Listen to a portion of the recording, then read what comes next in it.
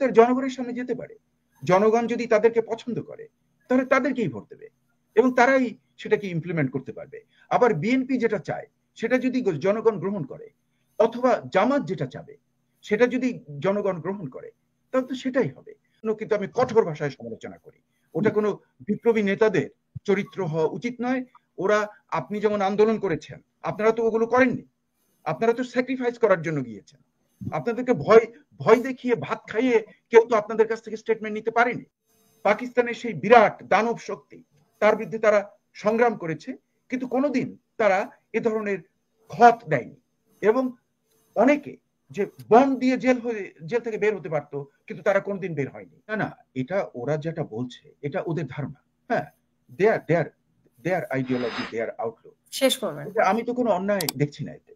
মানে ওদের যে, ওরা যেটা চাচ্ছে সেটা তো ওরা বলবে, ফ্রিডম অফ এক্সপ্রেশন, এবং তারা যেটা চাচ্ছে। আবার অন্যরা অন্য জিনিস চাচ্ছে। এর সলিউশনটা কোথায়? এর সলিউশনটা তো আলটিমেটলি জনগণের কাছে। জনগণ নির্বাচনের মাধ্যমে এটা এটা এটা সিদ্ধান্ত নেবে। কাজেই সেই দিক থেকে আমার যেন মনে হচ্ছে ডক্টর ইউনূসের যে বর্তমানের যে তার স্ট্যান্ড, সেটাকে সাধুবাদ দিতে হবে। কারণ উনি বলে দিয়েছেন যে যে কোনো জিনিসই থাক না কেন সেটা নির্বাচনকে ব্যাহত করতে পারবে না। নির্বাচনটা হবে, এবং সেই নির্বাচন হবে আমাদের পার্লামেন্টের নির্বাচন, এবং যেটা সবাই চাচ্ছে। এবং উনি আরেকটা জিনিস ক্লিয়ার করেছেন ডক্টর ইউনূস, উনি বলছেন common denominator, list common denominator. What is that? যে সব দলগুলো সম্মিলিতভাবে যে পয়েন্টে তারা রাজি হবে সবাই, ওইটাকে উনি ইমপ্লিমেন্ট করবেন। তার মানে যদি ধরেন যে গণপরিষদের নির্বাচন, হ্যাঁ, এটা যদি বিএনপি বলে যে আমি এটা চাই না, তাহলে তো এটা তো অ্যাকসেপ্টেড হবে না। কারণ উনি তো ক্লিয়ার বলে দিয়েছেন যে সবাইকে ঐক্যবদ্ধ হয়ে একটা সিদ্ধান্তে আসতে হবে। সেই কমন লিস্ট কমন ডিনোমিনেটরকে উনি গ্রহণ করবেন। কাজে আমার যেন, আমি ডক্টর ইউনূসকে আমি যতটা জানি, হ্যাঁ, আমি কিন্তু ওনাকে মানে দারুণ শ্রদ্ধা করি, কিন্তু মাঝে মাঝে ওনার বিরুদ্ধে আমি কথা বলেছি। কিন্তু ওভারঅল উনি কিন্তু হ্যাঁ ভেরি ইন্টেলিজেন্ট ম্যান। এবং আমি মনে করি যে ওনার যে মর্যাদা, তার কাছে কিন্তু এই যে প্রধান উপদেষ্টা চুপ্পুর অ্যাডভাইসার, এটা ওকে, কিন্তু ওনার এর চেয়ে মর্যাদা অনেক বেশি, এবং উনি ওটা জানেন। এবং সেই জন্যই আমার যেন মনে হচ্ছে যে ডিসেম্বরের ভেতরে নির্বাচন হয়ে যাবে, এবং আমাদের সব, এবং ছাত্ররা যদি তাদের যে সলিউশনস গুলো তারা চাচ্ছে সেটা যদি তার জনগণের সামনে যেতে পারে, জনগণ যদি তাদেরকে পছন্দ করে তাহলে তাদেরকেই ভোট দেবে এবং তারাই সেটাকে ইমপ্লিমেন্ট করতে পারবে। আবার বিএনপি যেটা চায় সেটা যদি জনগণ গ্রহণ করে, অথবা জামাত যেটা চাবে সেটা যদি জনগণ গ্রহণ করে, তাহলে তো সেটাই হবে। যদি চরমোনাই যদি চায়, সেটা যদি সবাই গ্রহণ করে, মানে ভোটে উনি যদি জিতে যান, তো সেটাই তো ইমপ্লিমেন্ট হবে। এটাই তো হলো গণতন্ত্রের সৌন্দর্য। একটা ট্রানজিশন টাইমে এটাই হবে আমাদের সলিউশন। তবে সামরিক বাহিনীকে যেন প্রশ্নবিদ্ধ করা না হয় ভবিষ্যতে, এবং এদেরকে যেন উস্কানি না দেওয়া হয় বিদেশ থেকে অথবা ভেতর থেকে, সে ব্যাপারে আমাদের সাবধান থাকতে হবে। কারণ এই সামরিক বাহিনী সেই স্বাধীনতা যুদ্ধের সামরিক বাহিনী। শুধু তাই নয়, এই যে আমরা জুলাইয়ের অভ্যুত্থানে দেখলাম, তাদের সমর্থন ছাড়া এটা কিছুতেই সাকসেসফুল হতো না। অনেক রক্তগঙ্গ হয়ে যেত। আমরা এরকম অনেক জিনিস দেখেছি, পৃথিবীর বিভিন্ন জায়গায় দেখেছি যে এক একটা আন্দোলন ভেস্তে যায়।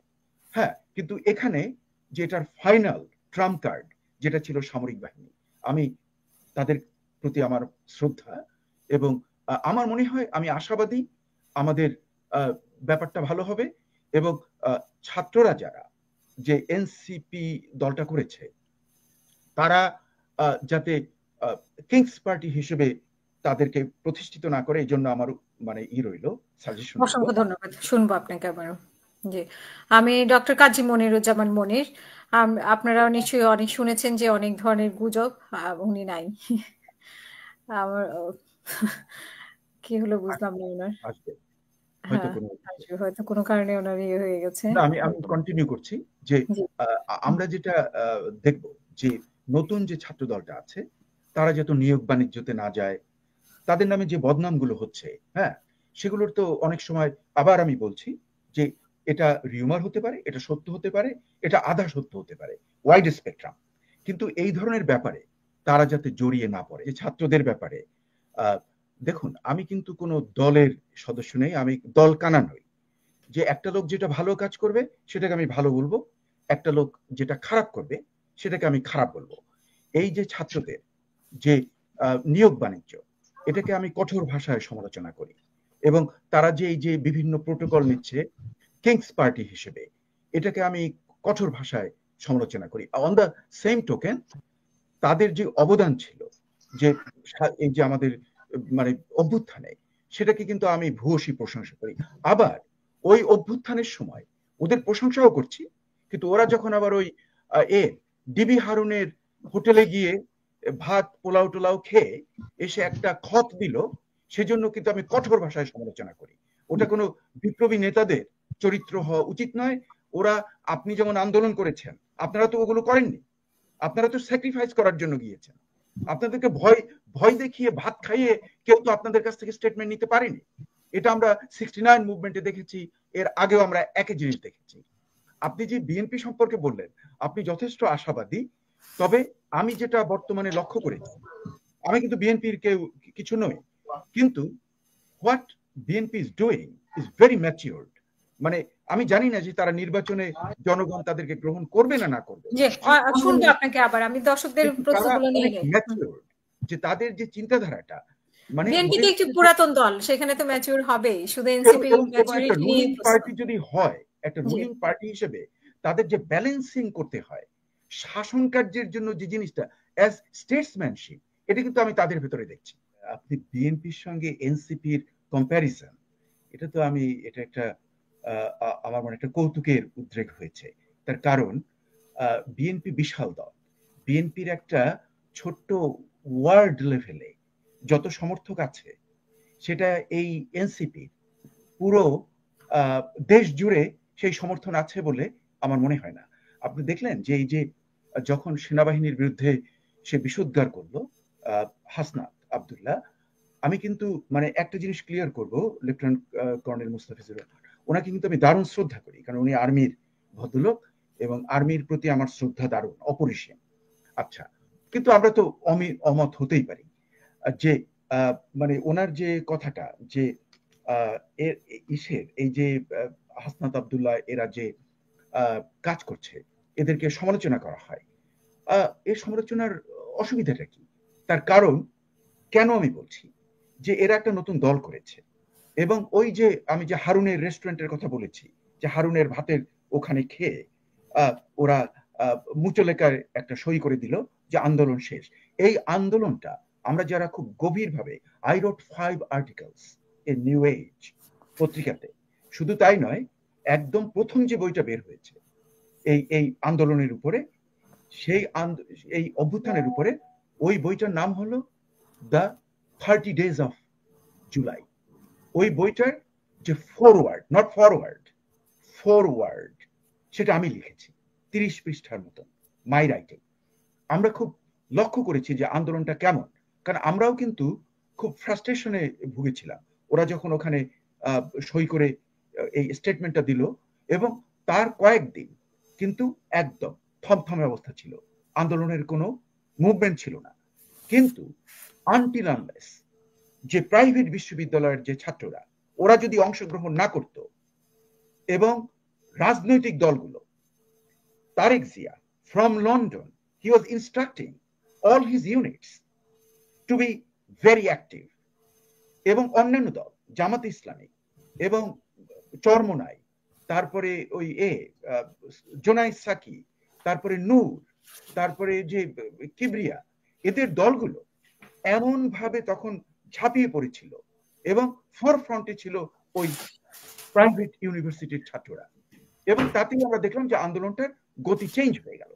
কিন্তু এদের কথা যদি শুনতো, তাহলে কিন্তু ওখানেই 12টা বেজে যেত এই আন্দোলনের। এরকম আমি আমার বাংলাদেশের ইতিহাসে আমি তো অনেক আন্দোলন দেখলাম, কতগুলোতে নিজে ছিলাম, কতগুলো দূর থেকে দেখলাম। কোনোদিন আমি দেখিনি যে এই নেতারা, মানে আপনি চিন্তা করে দেখুন, আসম আব্দুর রব, সিরাজুল আলম খান, তোফায়েল আহমেদ, রাশেদ খান মেনন, মাহবুবুল্লাহ, তারপরে যে আমাদের মতিয়া চৌধুরী, এদের কাছ থেকে কোনোদিন এই ধরনের স্টেটমেন্ট নেওয়া সম্ভব ছিল? কখনো না। এরা তো অনেক অত্যাচার সহ্য করেছে। তখন পাকিস্তানের সেই বিরাট দানব শক্তি, তার বিরুদ্ধে তারা সংগ্রাম করেছে, কিন্তু কোনোদিন তারা এ ধরনের খত দেয়নি। এবং অনেকে যে বন্ড দিয়ে জেল থেকে বের হতে পারতো, কিন্তু তারা কোনদিন বের হয়নি ওই খত দিয়ে, যে যে ওই যেটাকে বলতো বন্ড, তারা কেউ বন্ডে সই করেনি। এই ছিল আমাদের আন্দোলনের ট্রেডিশন। কিন্তু এই যে নতুন দল, এই যে 6 জন, তারা চাপে পড়ে একটু মানে মানে একজনকে বোধহয় মারামারি করেছিল আগে, কিন্তু ওখানে ওদেরকে খাওয়া দাওয়া দিয়ে ওরা দেখলাম যে বেশ মানে সই দিয়ে দিল। The point which I am trying to make, যে এদের অবদানকে আমি কিন্তু পুরো অস্বীকার করছি না, কিন্তু এই যে হাসনাত আব্দুল্লাহকে আমি যদি মানে কর্নেল মোস্তাফিজকে আমি যদি প্রশ্ন করি, আপনি যুক্তরাষ্ট্রে থাকেন, আপনাকে যদি কেউ একটা 1,98,00,000 টাকা, প্রায় ধরেন মানে 2 কোটিকে আমি যদি ট্রান্সলেট করি অ্যাবাউট 180,000 190,000 যদি একটা আপনাকে মার্সিডিজ SL 560 কে আপনাকে যদি কাউ গিফট দেয়, আপনি একটু নিয়ে দেখেন তো, আপনার কিন্তু হাতে করা দিয়ে ইউল বি ইন জেল, আপনার যে ইমিগ্রেশনের status will be smashed, you'll be in the jail. এটা হলো মানে আন্তর্জাতিক লেভেলে যে এই ছেলেটি নাকি খুব শিক্ষিত, আমি যে শুনছি সবাই বলছে, কিন্তু ওর মাথায় কি এই ঘিলু নাই যে আমি এই ওর আমি প্রকাশ্যে ওর নিজের বক্তব্য আমি শুনেছি অন টেলিভিশন, ও বলছে যে এটা তো আমাকে দিয়েছে, আমাকে আরো অপশন দিয়েছিল, আমি অন্য গাড়িও নিতে পারতাম। হ্যাঁ, দেখলাম যে অডির নামও জানে সে, হ্যাঁ, ওই মানে যে যেখানে গিয়েছিল কার লটে, তারপরে বলছে যে এটা তো এই পেলাম, এরপরে আমার আসবে BMW, তারপরে মার্সিডিজ বেঞ্জ আমাকে ডোনেট করবে। চিন্তা করে দেখুন, এটাকে কি আমরা ঘুষ বলবো না, রিসওয়াত? এটা একটা কমন সেন্স।